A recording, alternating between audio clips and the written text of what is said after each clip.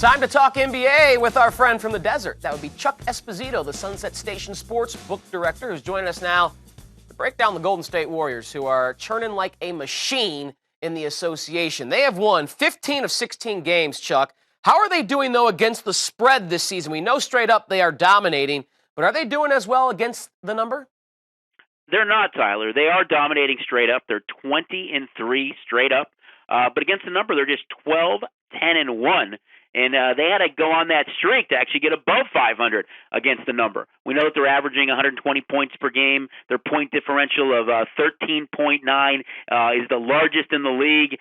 Yet a lot of these numbers are so inflated against some of the bottom teams as well. That's what makes it difficult. The point spread in every sport becomes the ever equalizer, and some of these numbers in the NBA have just been huge for the Warriors. But you think about that record of 19-3, and guess what? It's only one game ahead of the San Antonio Spurs, who are 18-4 over the season. So interesting out west with the Clippers right there too, although they lost a convincing style last night to Golden State. But again, 20-3 straight up, 12-10-1 against the number, just a little over 500 against the spread. Chuck, when you compare the action that Golden State was getting last year in your sports books versus this year, and you mentioned the number against the spread is barely above 500, are people starting to shy away from Golden State a little bit because those spreads are so big they have to overcome? Are you still seeing as much action on Golden State as you did a year ago?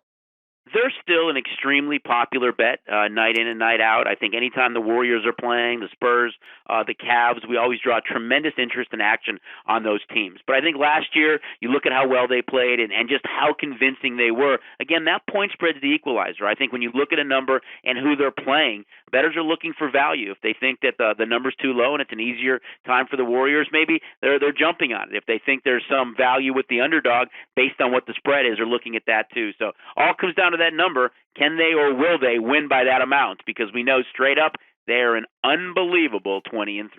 All right, Chuck, thanks for joining us from the desert. If you want more from Vegas, please search the NFL and college football on your 120 Sports app and find those conversations on demand.